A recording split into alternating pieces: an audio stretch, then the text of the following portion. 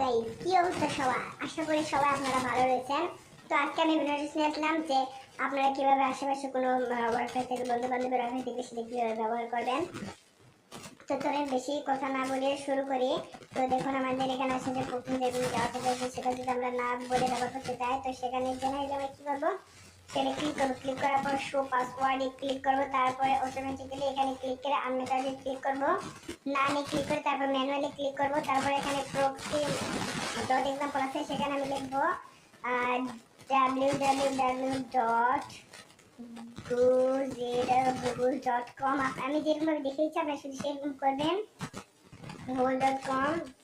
তারপর দেখুন এই যেরকম সংখ্যা দেওয়া থাকবে সেগুলোর সংখ্যা শুধু আমি টাইপ করে দিয়ে দেব।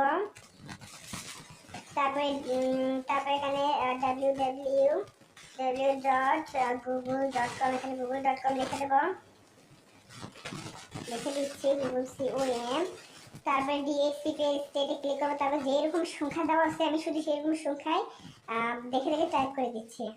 ওয়ান যেখানে দেওয়া আছে আমি সেখানে লিখে দিচ্ছি 192.1.168। তারপরে নিচেটাও একইভাবে আমি শুধু সেরকম যেরকম সংখ্যাগুলো দেওয়া আছে সেরকম সংখ্যাগুলো জাস্ট টাইপ করে দিচ্ছি, 0.1.1।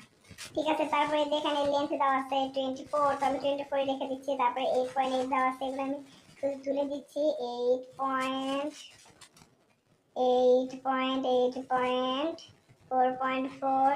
এভাবে দেওয়ার পরে এই যে এখানে নিচে টিক মেরে এমএসি এখানে ক্লিক করব। তারপরে তো এখানে একটা কথা বলে নেই যে এখানে কানেক্ট দেখতে পাচ্ছেন যে কানেক্ট এবং ক্যান্সেল লেখাটা আছে। এখানে মোবাইলটা অনেক ভ্যারি করে, যে সবার মোবাইলে কানেক্ট নাও লেখা উঠতে পারে। তো দেখুন আমার মোবাইলে একটু পরে কানেক্ট লেখা উঠেছে, তো সেখানে ক্লিক করার পর দেখুন অটোমেটিক্যালি আমার মোবাইলে সেটা কানেক্ট হয়ে গেছে। তো আপনারা এভাবে অন্য ওয়াইফাই না জেনে ব্যবহার করতে পারবেন, কেউ বুঝতে পারবে না। তো আজকের ভিডিওটি এই পর্যন্ত। সকলকে ধন্যবাদ, সকলকে শুভকামনা। আল্লাহ হাফেজ।